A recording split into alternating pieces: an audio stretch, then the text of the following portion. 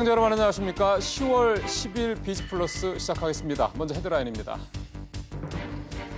코스피가 오늘까지 7거래일 연속 하락해서 종가 기준으로 올 들어 가장 낮은 수준까지 떨어졌습니다. 코스닥도 똑같습니다.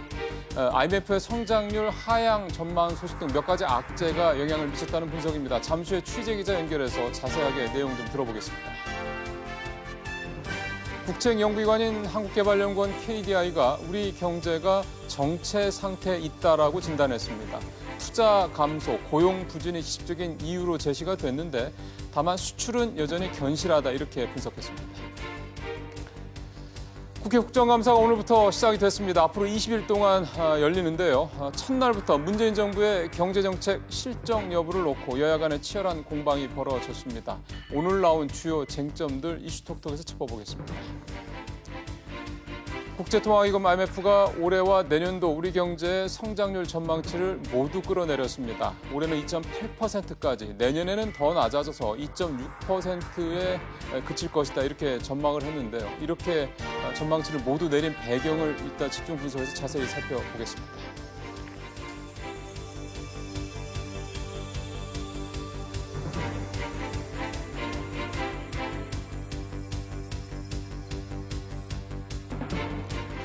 예, 주시장 상황부터 좀 먼저 들어보겠습니다. 취재 기자가 연결이 돼 있습니다. 이할라 기자.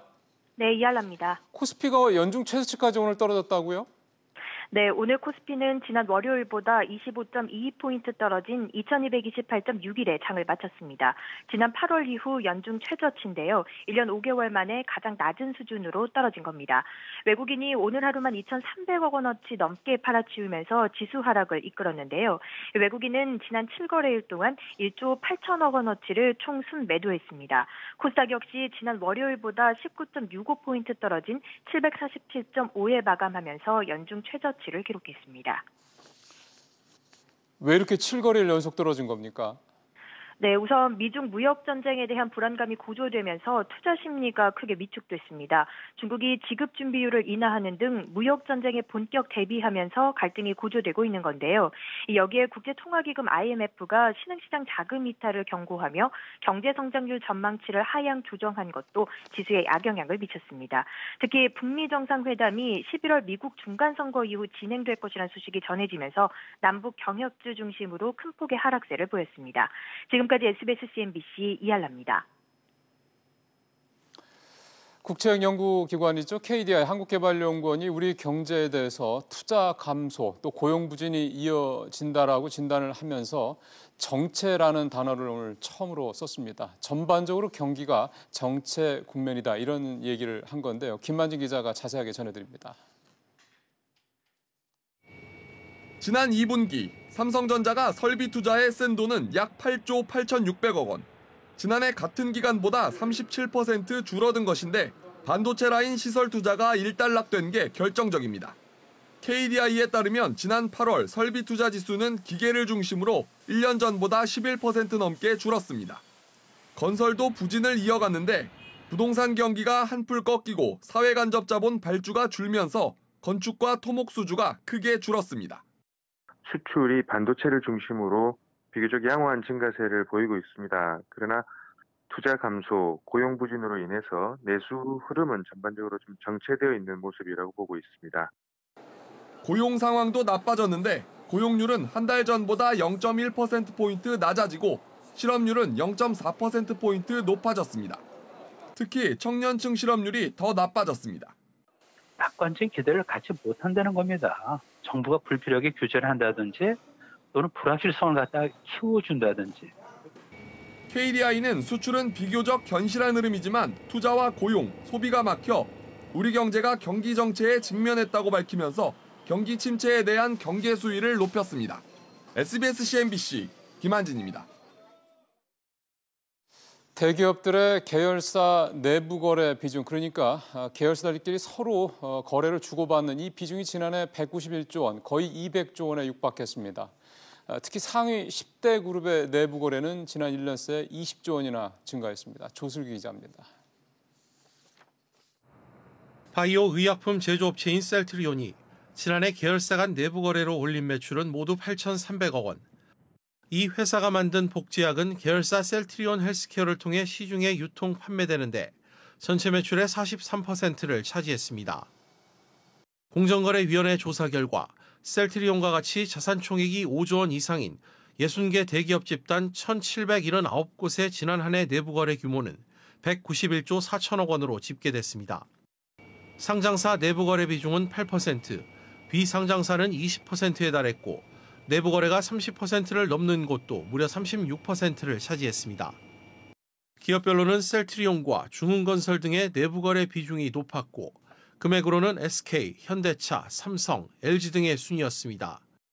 특히 총수가 있는 상위 10대 그룹의 내부 거래 규모는 142조 원으로 1년 새 20조 원 가까이 급증했습니다. 총수일가 특히 2세 지분율이 높을수록 내부 거래 비중이 높게 나타났습니다. 총수 일가의 지분율이 100%인 곳의 내부 거래 비중은 28%였지만 총수 2세의 지분율이 100%인 곳은 44%에 달했습니다. 아울러 사익 편취 규제 대상 회사 194곳의 내부 거래 규모는 13조 4천억 원, 사각지대 회사 320곳의 내부 거래 규모는 24조 6천억 원으로 각각 조사됐고 전체 거래의 90%가 수의계약 형태였습니다. 공정위는 지난해까지 자산 10조 원 이상 대기업 집단만 공개했지만 올해부터 자산 5조 원 이상으로 범위를 넓혔다며 다음 달 지주회사 현황과 지배구조 현황 등을 추가 공개할 방침입니다. SBS CNBC 조슬기입니다. 네이버가 휴대폰으로 볼 수 있는 모바일 화면을 전면 개편했습니다. 뉴스와 실시간 급상승 검색어 기능이 첫 화면에서 빠졌습니다. 쉽게 생각하면 미국의 포털이죠. 구글과 비슷한 화면이라고 보시면 될 것 같습니다. 취재 기자 연결해서 얘기 좀 들어보겠습니다. 정윤영 기자. 네. 정윤영 기자. 네. 예. 네이버 모바일 화면이 검색창 위주로 바뀌었다고요? 네, 그렇습니다. 기존의 네이버 모바일 화면을 열면 2개의 사진 뉴스를 포함해 총 7개의 뉴스와 20개의 실시간 급상승 검색어가 나왔는데요. 이번에 개편된 화면에선 이를 모두 드러내고 검색창만 남겨뒀습니다. 뉴스를 보려면 이용자가 오른쪽으로 화면을 직접 넘겨야 합니다. 뉴스가 빠진 네이버의 화면은 미국 포털 사이트 구글의 화면과 비슷해집니다. 이렇게 된 게 드루킹 댓글 조작 사건 때문이라죠? 네, 그렇습니다. 드루킹 댓글 조작 사건에서 여러 왜곡이 네이버에서 벌어졌지만 네이버는 책임을 회피했다는 지적을 받아왔습니다. 또 그동안 언론사 기사 중 일부를 뽑아 배열한 뉴스 편집건도 논란이 됐습니다. 실제 스포츠 관련 특정 기사를 잘 보이지 않는 곳에 배치해달라는 부탁을 받고 재편집해 논란이 되기도 했습니다. 이런 논란 속에서 지난 5월 한성숙 네이버 대표는 직접 나서 뉴스 편집을 더 이상 하지 않고 사이트 화면을 검색창 위주로 가겠다고 선언했는데요.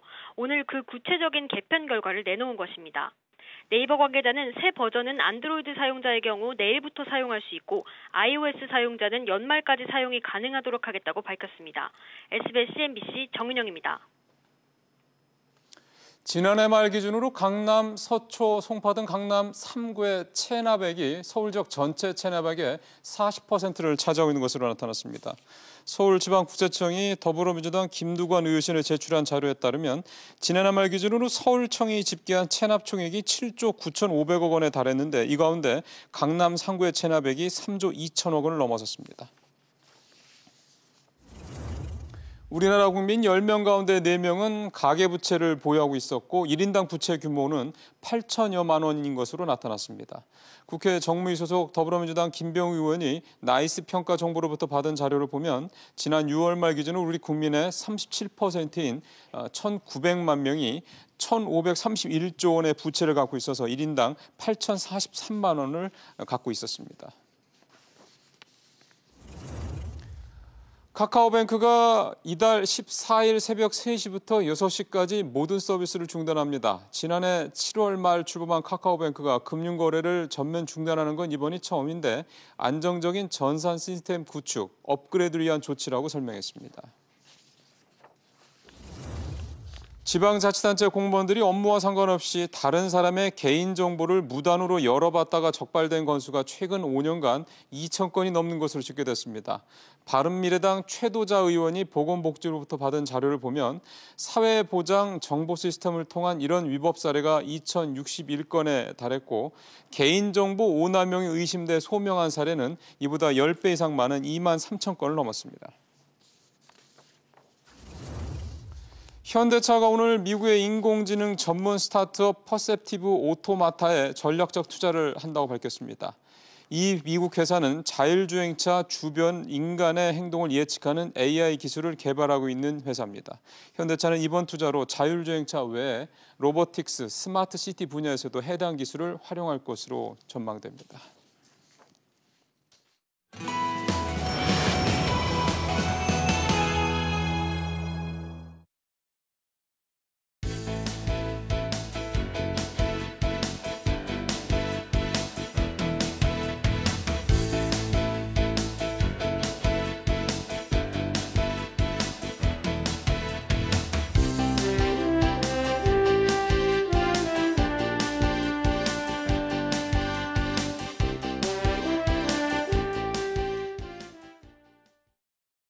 네, 오늘 핫한 경제를 짚어보는 이슈톡톡 시간인데 오늘은 국감 얘기를 좀 시작을 해보겠습니다. 최영일 평론가 나오셨습니다. 어서 오십시오. 안녕하세요. 오늘 뭐 일단 첫날이라 네. 뭐 아직 뭐 당장 대단한 무슨 우리 맞습니다. 국민들의 뭐 이렇게 눈을 확 휘어잡는 이슈가 나온 것 같지는 않던데 일단 오늘 뭐 최 평론가님 보시기에 뭐 어떤 게 네. 가장 보이시죠? 눈을 확 휘어잡는 게 하나 나왔죠. 아 그래요? 김진태 의원이 이 벵골 고양이를 데리고 나왔는데 예. 그게 일전에 퓨마 사살 사건이 있었어요. 아. 그런데 조금 음모론을 제기했습니다.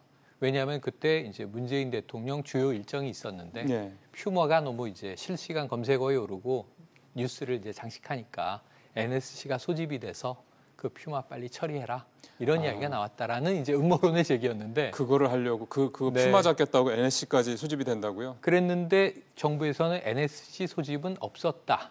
분명히 없었다라고 부인을 해서 예. 음모론 제기라고 말씀드린 거예요. 그런데 이제 이게 왜 제가 눈길을 사로잡았냐면 상징적인 대목인데 퓨마를 그리려다 벵갈 고양이를 그릴 수도 있겠구나. 이게 늘 나오는 얘기인데 사실 국감에서 뭐 이렇게 이목을 사로잡는 소재들은 등장하는데요. 예. 너무 좀 선정적인 것보다는 정책 국감 첫날 다시 한번 강조를 드리고 싶습니다.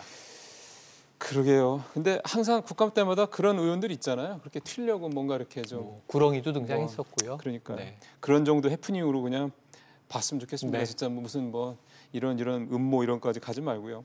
역시 사실은 이번 쟁점을 보면 오늘 더불어민주당이 이번 국감의 기조로 평화가 경제다라는 네. 말을 내걸을 정도로 그렇습니다. 본인들은 경제 관련된 분야에서 나름 이 정부가 문재인 정부가 잘 하고 있다. 그래서 우리가 여러 가지로 좀 뭐 국민들한테 홍보도 좀 하고 네. 잘하고 있다라고 좀 칭찬하고 뭐 이러려고 한 모양인데 야당은 그렇게 생각하지 않고 있지 않습니까? 야당과 여당의 생각은 180도 다르죠. 그런 거죠. 국민들의 시각도 사실은 좀 나뉘어 있다고 맞습니다. 보였습니다. 이제 오늘 좀 객관적인 말씀을 드리면요. 정부가 경제를 잘했다라고 보기는 어렵죠. 왜냐하면 바로 이제 어제 뉴스였는데 IMF가 올해 우리 경제 성장률 전망치를 내렸죠. 전망치를 내렸고 내년도도 무려 0.3%포인트를 내렸습니다. 암울한 거죠. 예. 이 문재인 대통령이 어떤 이야기를 하셨냐면 자, 이번 국감에 임하는 이 정부 쪽의 자세를 야당의 대안은 적극적으로 수용하라.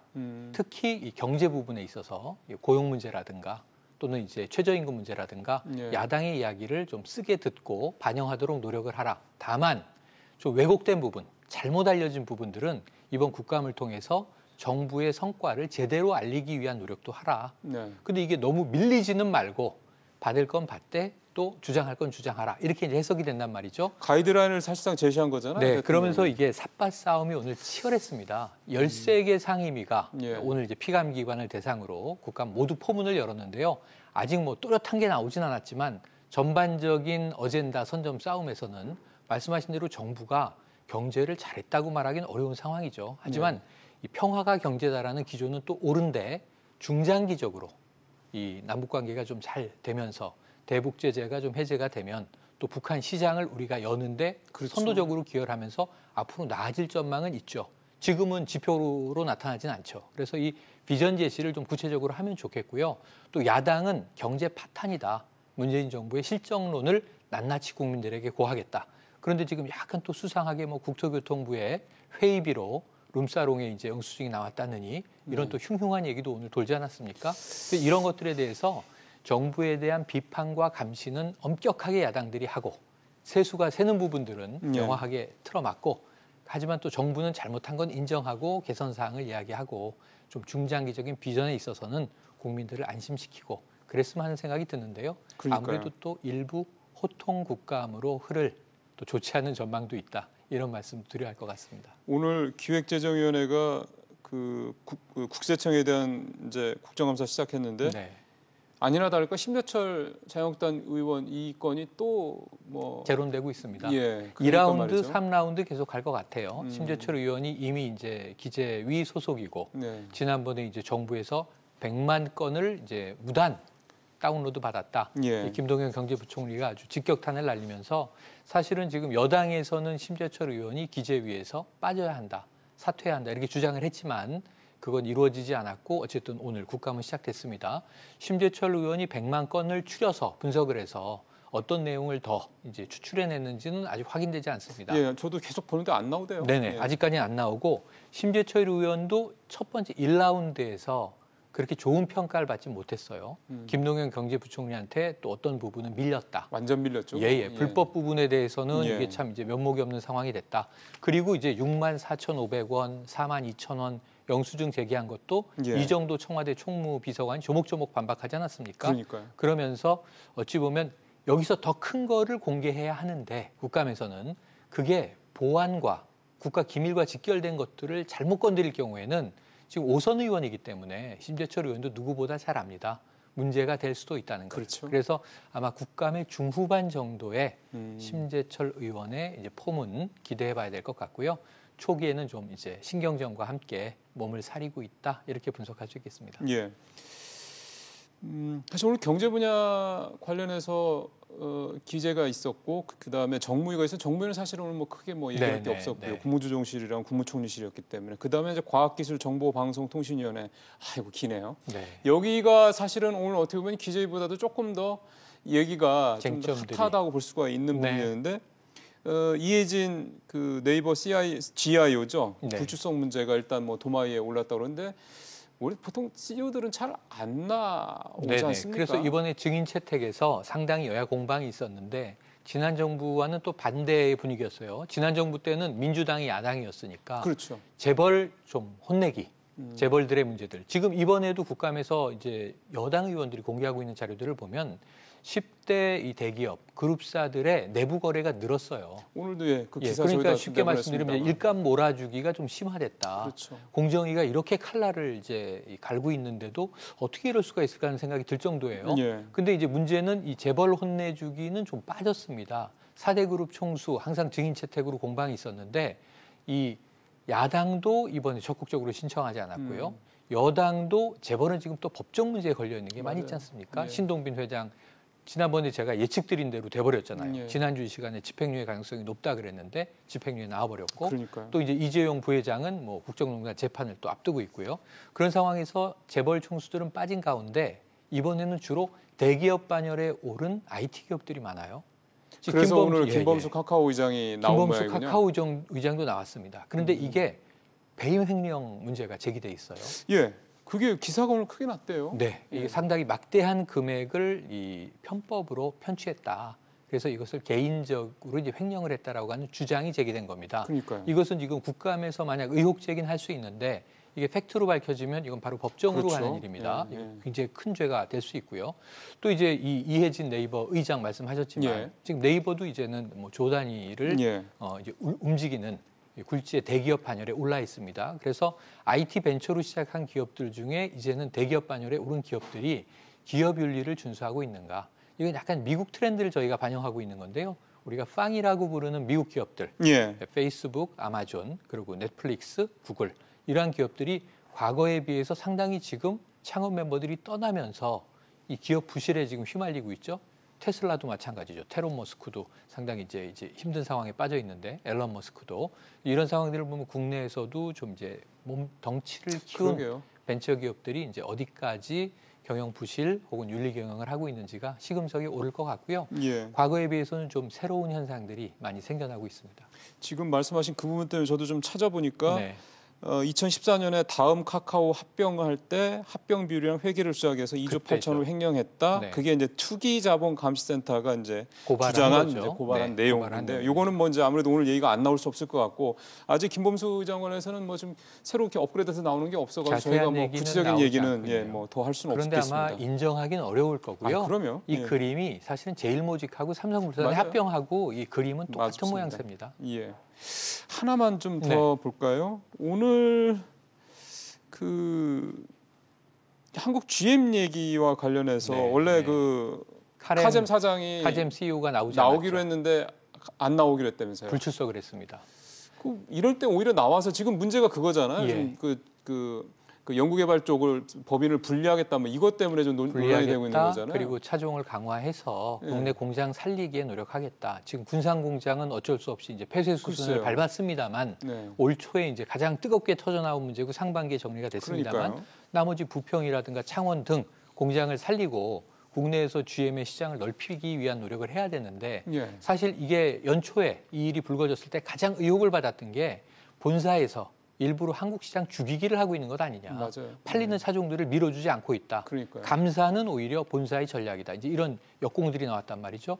오늘 노조 측은 출석을 했습니다. 예. 그런데 이제 말씀하신 대로 카젬 사장이 나오지 않았기 때문에 이게 엑기스가 또 빠진 그러니까요. 그림이 돼버렸어요. 그러니까 오히려 지금 그렇게 예민하게 생각하는 우리 네. 국민들도 되게 예민하게 생각하는 분야니까 적극적으로 해명을 해야죠. 그러니까요. 맞습니다. 근데 그런데 아마 상당히 질타받을 것을 두려워했는지 그러니까 득보다는 실이 크다고 판단을 한 거죠.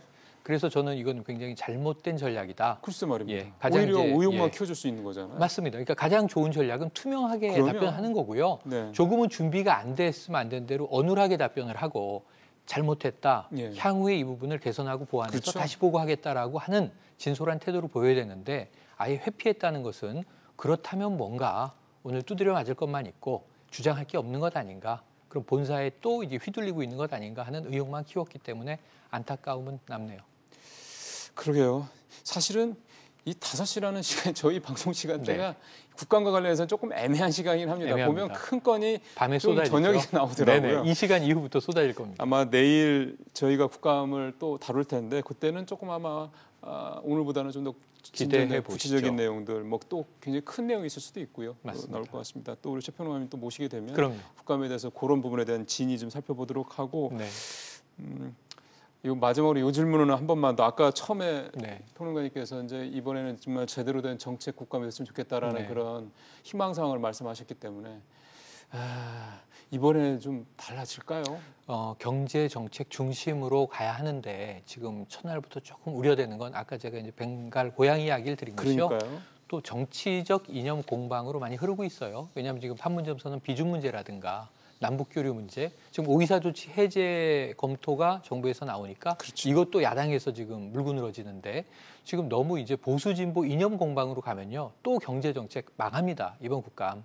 29일까지 지금 딱 20일인데 하루 벌써 후딱 지나갔거든요. 예. 내일부터라도 여야가 제대로 재정비를 해서 정책 국감 그리고 무엇보다 경제 살리기에 여야가 대안을 경쟁적으로 내주시기를 기대해 봅니다. 아니 대통령도 경제정책 관련해서 야당의 질타를 겸허하게 수용하라. 네. 받아들일 수 있는 건 최대한 받아들여라. 맞습니다. 라고 얘기를 뭐 사실 하는 정도라면 그 대통령의 진위도 좀 야당 네. 측에서 좀 잘 야당이 또 이 기회를 살려야죠. 그러면 그래서 국민들한테 이제 물론 뭐 당장 선거가 있는 건 아니지만 국민들한테 아 역시 야당 날카롭다. 그렇습니다. 뭐 그런 거 대한 보여줘야 야당의 되지 모습, 않습니까? 정책 야당의 그러니까요. 모습을 세워야 됩니다. 맨날 뭐가 어쩌고 자꾸 이렇게 하면 네. 사실은 또 실점하게 되죠. 그렇죠. 말씀 잘 들었습니다. 고맙습니다.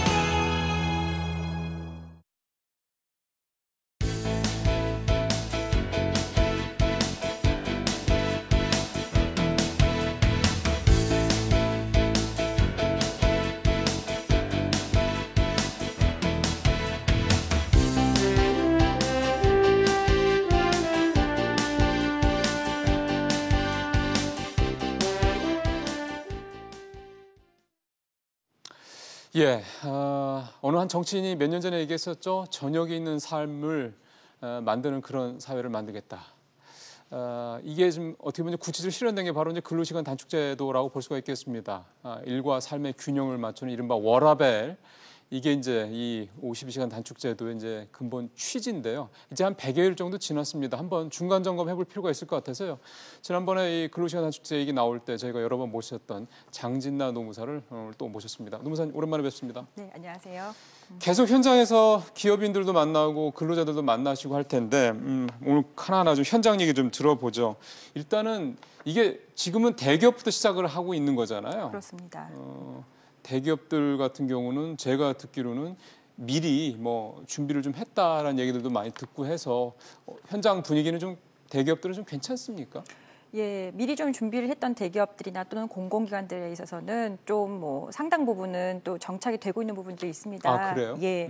하지만 일부 또 대기업에서는 이 근로시간 단축제를 운영을 하되 이 업무라든지 이런 관련해가지고 근무 시간이 줄어들다 보니까 그 업무의 양이라든지 또는 질이라든지 이런 부분들이 굉장히 이제 떨어져서 회사의 매출액이 좀 줄어드는 모습을 보여주기도 하고 있습니다. 예. 그런 것들이 준비 과정에서 예상이 안 됐을까요? 이제 기업들은 지금은 이제 과도기적인 것이라고 생각을 하고는 있지만 이런 부분들이 조금 빨리 좀 정착이 되지 않으면은 경영에 큰 리스크가 올 것이다. 이런 걸로 다시 또 대비 방안을 만들고 있고 여러 가지 것들로 이제 회사에서도 막 다른 제도들로 개선을 하고 있는 상황이기도 합니다. 그러니까 지금 뭐 이를테면은 업무 시간 자체가 줄다 보니까 예를 들어서 100을 생산하던데 이제 그 전에는 100을 뭐 이를테면 한 달에 100을 생산하던 게 지금은 한 달에 뭐 한 6, 70, 7, 80밖에 생산을 못한다는 얘기가 되는 거잖아요. 그렇죠. 그래서 그만큼 누수가 생긴다는 거잖아요. 그렇죠. 그럼 그거는 생산성을 높이는 방식으로 해야 된다는 건데 아직 그 부분까지는 대안을 만들지 못한 거다. 도달하지 못했습니다. 사실 뭐 직원들도 회사도 마찬가지로 직원들도 적응하는 데 시간이 필요할 테니까요. 이번에 근로자 입장에서 한번 얘기를 좀 들어봤으면 좋겠습니다. 근로자들 같은 경우 사실 이 법 자체가 이 제도가 시행되는 이유가 사실 근로자들이 너무 일을 많이 하니까 그래서 이제 근로시간을 줄이겠다고 만들어진 거잖아요. 네, 맞습니다. 그럼 근로자 입장에서 봤을 때는 참 잘됐다, 행복하다 이렇게 돼야 될 텐데 근로자들 입장은 실제로 어떻습니까? 이제 근로시간이 이제 어떻게 보면은 시간만 단축이 되다 보니까 또 우리나라는 근로시간에 그 비례한 어떤 임금 체계를 가지고 있는 그런 나라이다 보니까 근로시간이 단축이 되면서 수당이 줄어들면서 소득이 줄어들게 되는 거죠. 그래서 저희가 많이 얘기를 하고 있지만 근로시간은 줄었다. 하지만은 소득도 줄었기 때문에 이게 이제 빈주머니로 가난한 워라밸을 실행을 하고 있다. 이런 얘기를 진짜 워라밸은 아니다. 이런 얘기들을 하고 있습니다. 그러니까 진짜 워라밸이라는 거는 급여가 기존에 받던 급여에서 큰 변동이 없으면서 근무 시간이 줄어드는 이런 게 돼야 된다는 건데 실제로 지금은 근무 시간은 줄어든 건 확실한데 급여도 같이 줄어들면서 소위 말하는 이제 내가 원래 좀 기대했던 워라밸은 아니다. 저녁에 있는 삶은 아니다. 이런 말씀이 되는 건데 아까 임금 체계가 근무 시간과 연계돼 있다고 말씀하셨는데 그게 무슨 얘기인지 조금 설명을 쉽게 좀 해주시죠. 우리나라는 여태까지 이제는 시간급을 기준으로 해가지고 장시간 근로를 하고 그다음에 이 장시간 근로를 하게 되면서 기본급은 적지만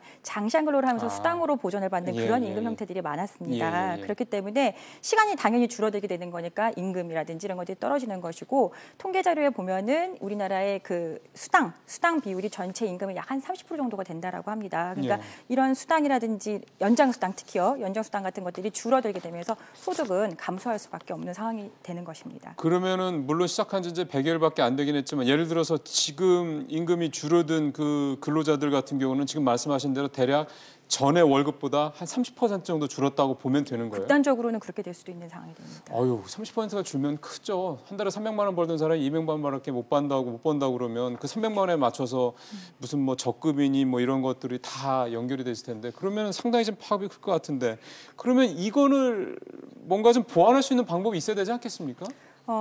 국가에서도 이런 부분들에서 뭐 보조금을 지급을 하는 방식으로 조금 뭐 보전을 하겠다고는 하는데 근로자들 입장에서는 이런 것들에 대해서는 한계가 있기 때문에 뭐 투잡을 하는 경우도 굉장히 많아지고 있고요. 알바를 하는 경우도 굉장히 많아지고 있고 뭐 그렇다는 얘기들이 많이 들려오고 있습니다. 그래요. 실제로 현장에서 이제 양쪽을 다 만나시다 보면은 근로시간 단축제도와 관련돼서 기업과 근로자가 충돌, 왜냐하면 입장이 다를 수 있으니까 뭐 그런 사례들도 있었을 것 같아요. 네. 대표적인 게 어떤 게 있으시던가요? 예를 들어서 이제 근로시간 단축을 이제 시행을 하게 되면서 기업 입장에서는 당연히 이제 근로시간 유연화 제도를 도입할 수밖에 없습니다. 유연화 제도. 예. 그러니까 예를 들어서 탄력적 근로시간제, 선택적 근로시간제, 뭐 재량 근로시간제 같은 이런 유연 근로시간제를 도입을 하게 되는데요.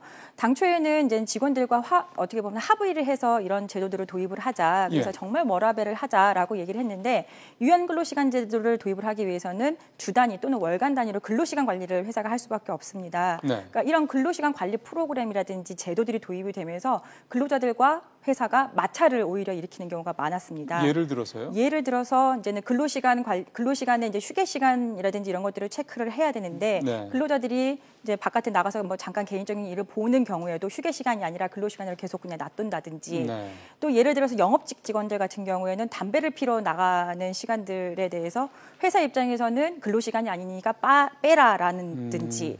그렇지만 영업직 직원들 같은 경우는 담배를 태우면서 어떻게 보면은 내가 업무 얘기들을 했다. 그래서 근로시간이다. 그렇게 얘기할 수 있죠. 예, 네. 그래서 이러한 근로시간 인정이라든지 관리라든지 이런 부분들에 있어서 회사 내부적으로 직원과 회사가 마찰을 일으킨 경우도 굉장히 많았습니다. 사실 그런 건들은 그런 사례들은 저희가 근로시간 단축제 시행되기 전에 그때 뭐 노무사님도 그 얘기를 했었던 기억이 나서 드리는 네. 말씀인데 이미 어느 정도 문제가 논란이 될 수 있다라고 얘기가 됐던 거 아닙니까? 그러면은 이런 것들이 예상했던 대로 우려했던 대로 논란이 되고 있다. 지금 갈등의 원인이 되고 있다. 그러면 이거는 예를 들면 정부에서 뭔가 가이드라인을 좀 더 명확하게 제시를 해줘야 되는 문제인가요? 아니면 노사 간에 좀 이 부분에 대해서 협의를 해서 그러니까 자체적으로 자율적으로 해결을 해야 되는 문제가 될까요?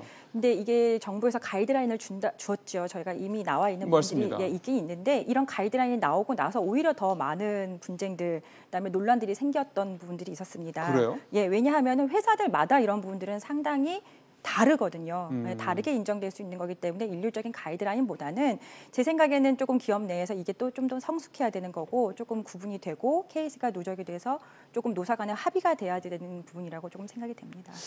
네. 사실은 이제 한 100일 정도밖에 안 된 제도를 가지고 이 제도가 뭐가 대단히 심각한 문제다, 뭐가 어떻다 얘기하기 조금 이를 수 있습니다. 예. 근데 이게 사실은 어떻게 보면은 사업주도 그렇고 근로자도 그렇고 체감도가 굉장히 높은 제도가 되고요. 또 하나가 지금은 대기업들만 하고 있는 거잖아요. 예. 그것도 유예가 돼 있는 거고. 그러면 이제 본격적으로 내년부터 대기업들이 이제 뭐 소위 말해서 처벌이 될 수 있는 이제 상황이 되는 거고 위반을 하면 네. 그 다음에 이제 중소기업들 이렇게 점점 내려가는 거지 않습니까? 네.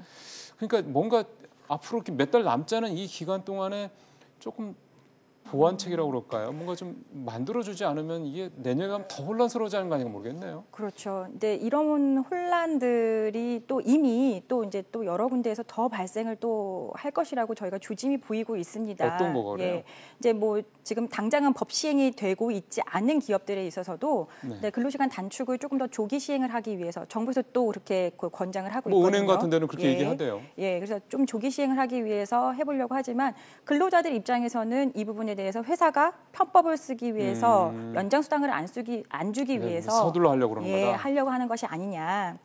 이런 부분들이 그 근로자들 인식 부분에 있어서도 굉장히 조금 뭐라 해야 되나 저항이 있기 때문에 그런 부분들에 대해서 먼저 좀 개선되는 것이 필요하다고 보여집니다.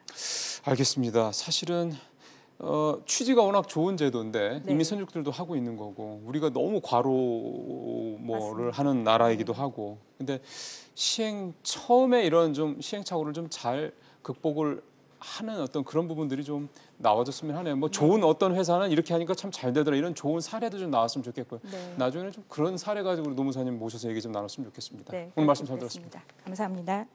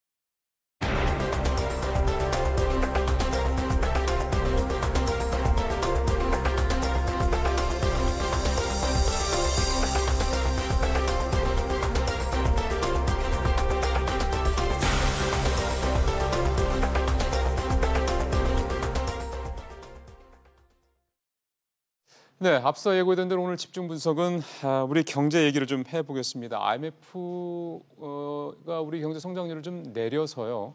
앞서 전해드린 것처럼 이게 오늘 우리 주식시장에도 뭐 직접적인 악재가 또 되기도 했습니다. 그만큼 우리 경제에 대한 걱정들이 커지고 있다 이렇게 볼 수도 있는 건데요.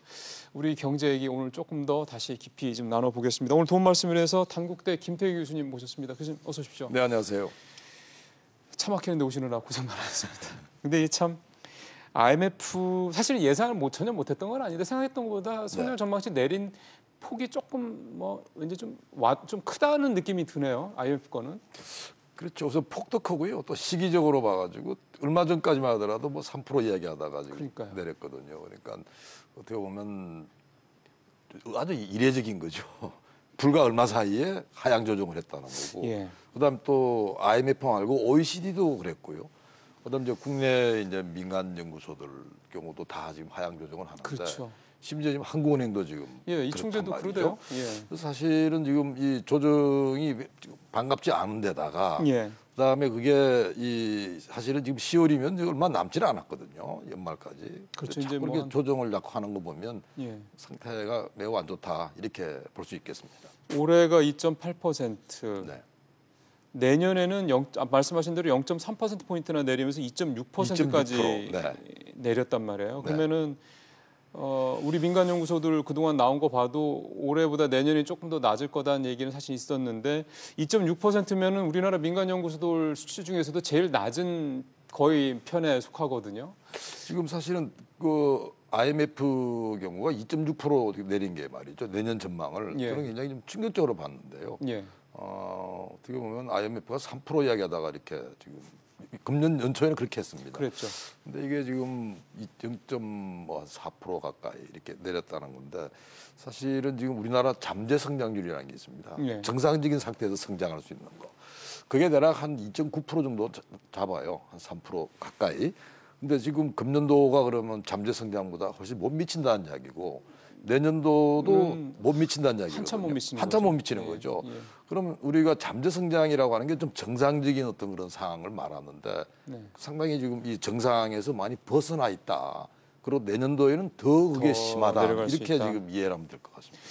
원인 분석을 좀 해봐야 되겠습니다. 뭐 사실은 우리 시청자분들께서도 최근에 뭐 지난 8월 산업활동 동향부터 시작을 해가지고 계속해서 뭐 관련된 내용 나올 때마다 가장 머리로 올라오는 그 포인트가 이제 투자 부진 얘기를 제일 먼저 끄집어내더라고요. 그래서 아마 시청자분들께서 이제 투자 때문에 그런가 보다 이해는 충분히 하실 거라는 생각이 좀 드는데 이 투자 문제와 관련해서는 좀 구조적인 문제를 좀 거론을 해야 되는 겁니까? 아니면 어떤 좀 일시적인 단기적인 뭐 이런 돌발적인 이런 식으로 해석을 해야 됩니까? 전 이렇게 봐요.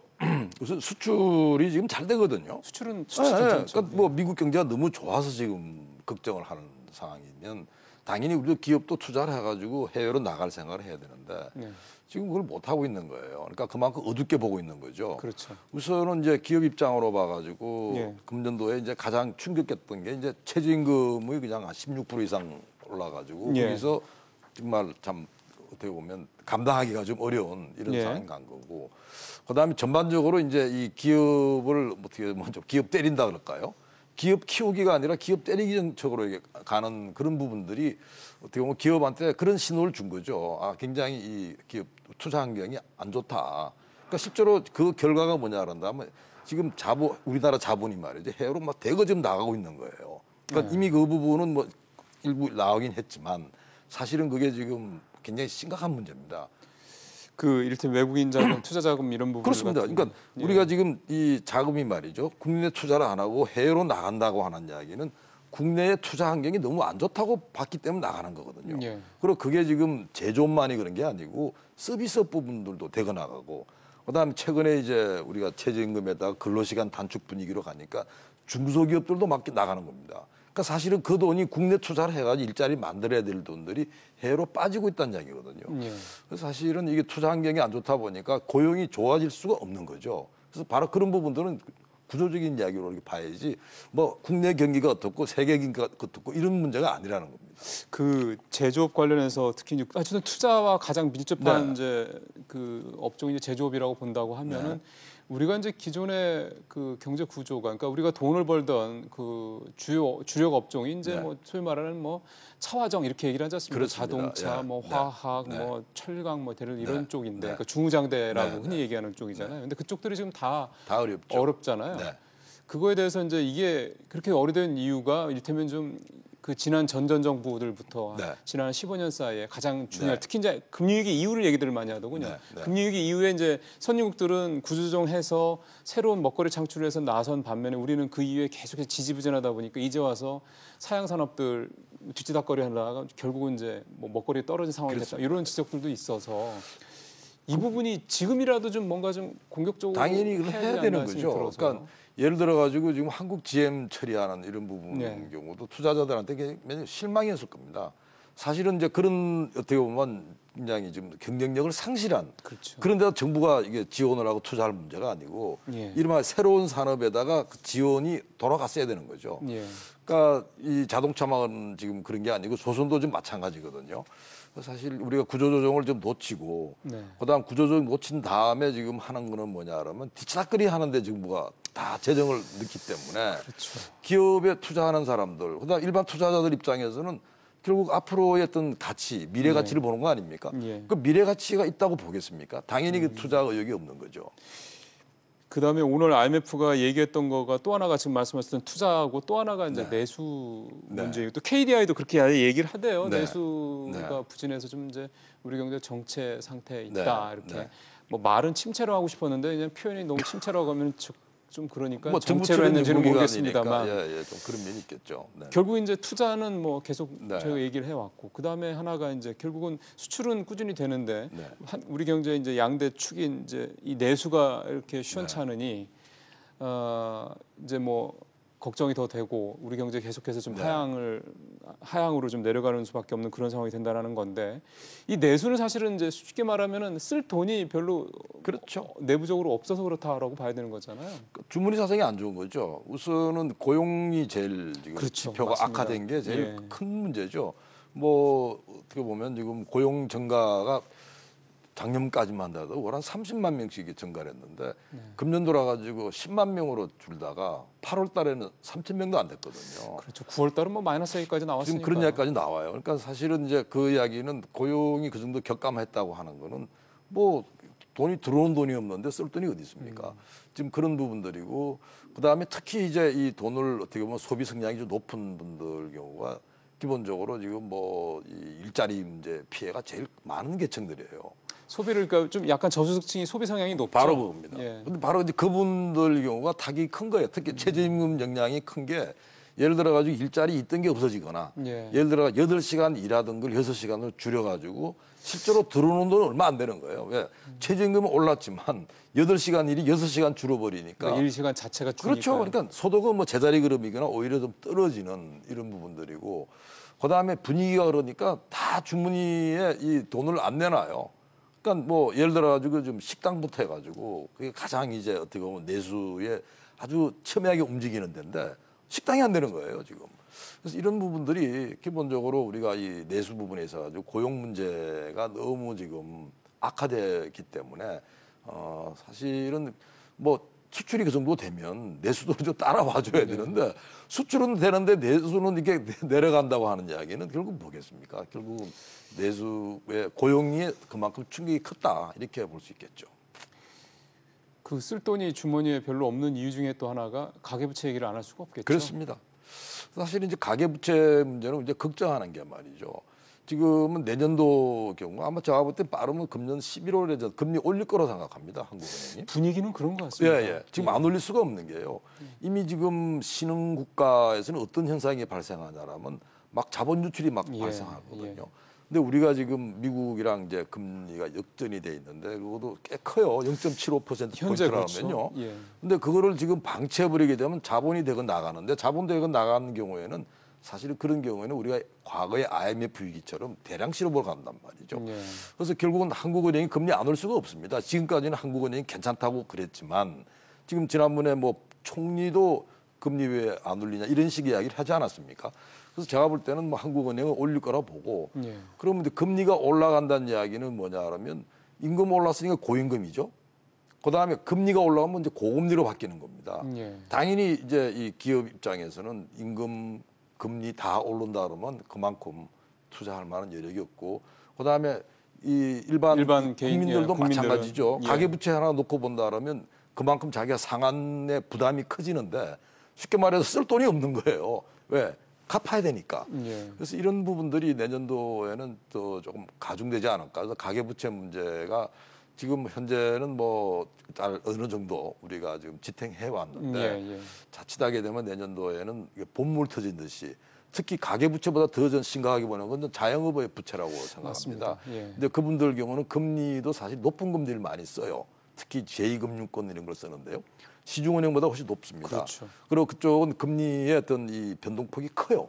그러면 결국은 자영업은 장사는 안 되는데 금리가 저게 쫙 올라가 버리게 되면 이자 부담이 늘어나니까. 바로 그거죠. 그래서 사실은 저는 개인적으로는 가계부채 이야기들을 많이 하시지만 그 앞전에 자영업 부채가 올 거고 자영업이 무너지는 경우에 자칫하게 되면 뭐 저축은행 등등의 어떤 문제들이 연쇄적으로 부실화될 거라고 하는 걸 그런 걱정하고 있습니다.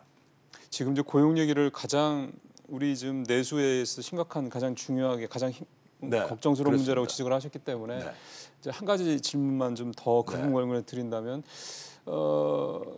김동연 부총리는 그래서 뭐 내주라는 표현을 썼으니까 다음 주겠죠. 뭐 단기 또는 중기 일자리 대책을 내놓겠다라고 얘기를 했단 말이에요. 어떤 내용들이 담겨야 될까요? 고민들을 하겠습니다. 일단 지금 신문에 나는 거로 이렇게 봤을 때는 고용이 안 좋은 지역, 고용 위기 지역에다가 지역에 특화된 무슨 재정 지원을 하겠다고 돼 있는데요. 사실은 그 부분은 이제 우리가 이런 말대로 대량 실업 내지는 이미 사후적인 대책들이거든요. 그렇죠. 근데 그거 가지고는 지금 문제를 해결할 수 없을 텐데 하는 걱정이 돼요. 사실은 왠지 그 이야기를 들으면서 별로 감이 안 좋아요. 지금 가장 시급한 부분은 결국은 이 기업들이 해외 안 나가고 국내 투자할 수 있도록 완전히 규제 부분이 있어가지고 다 풀어주겠다. 마음껏 투자해라. 뭐 이런 이야기들. 그다음에 예를 들어가지고 최저임금 문제에 있어가지고 충격이 너무 크면 그거를 조금 더 어떻게 보면 좀 단계적으로 이렇게 가가지고 너무 걱정하지 마라. 이것도 충격 그렇게 안 간다고. 이런 어떻게 본다라면 지금 투자자 내지는 기업 시장이 원하는 이야기를 해줘야지 이걸 진정을 시키지. 지금까지 우리가 일자리 해가지고 54조 원 썼다 그러거든요. 근데 뭐 일자리 해결이 안 되잖아요. 근데 똑같은 걸 다시 반복해가지고 재정만 또 투입한다고 했을 때 어떻게 시장은 어떻게 반응하냐라면 저거 또 안 돼 저거. 그래서 그 문제는 다음 주에 이제 한번 봐야 되겠지만 저는 그렇게 기대합니다. 이제는 이런 말 들어가지고 소득주도 성장 정책이나 이런 부분에 있어가지고 그 문제점을 좀 전면적으로 바꾸는 정책을 확실하게 내놓고 정책의 방향, 그 시그널을 분명히 줘야지 그때부터 뭐 돌아가기 시작하지 않겠냐 이렇게 봅니다. 대통령도 뭐 지난주였나요? 그 SK하이닉스 청주공장 그쪽에 가서 뭐 그 하이닉스가 이제 2,000명 넘게 이제 신규 창출한다고 그러니까 뭐 애로사항 있으면 다 얘기하라, 다 들어주겠다 뭐 이렇게 얘기하는 거 보면 분명히 일단 대통령은 고용 문제, 특히 고용 문제 관해서는 좀 더 분위기가 전향적으로 바뀌고 있는 것 같긴 합니다. 저도 그래서 합니다. 뭐 우선 본인이 일자리 대통령이라고 이야기를 했는데 자체는 허언이 되어버리죠. 지금까지 1년 반은 사실은 허언이 돼가고 있거든요. 그러니까 굉장히 어떻게 보면 대통령 입장은 절박한 문제일 겁니다. 근데 이제 그 문제가 사실은 이제 이 여당 내에서도 이제 강경파들 이런 데서 뭘 안 되다 보니까 지난번에 뭐 규제개혁 법안 하나도 제대로 처리가 안 되고 뭐 아주 정말 고통 끝에 간신히 처리가 되는데 어떻게 보면 이런 문제들 경우는 기본적으로 좀 여당도 특히 이제 강성 분들도 현실을 직시하지 않으면요. 지금 우리가 아까 뭐 신흥국가의 위기 말씀드렸는데 뭐 한국은 그게 예외가 아니라고 이렇게 보장할 수 있나요? 우리도 사실은 위태할 수 있다 이런 생각을 가지는 게 좀 중요하다고 생각합니다. 알겠습니다. 위기 의식을 좀 확실하게 좀 가질 필요가 있다는 말씀이네요. 교수님 말씀 잘 들었습니다. 감사합니다.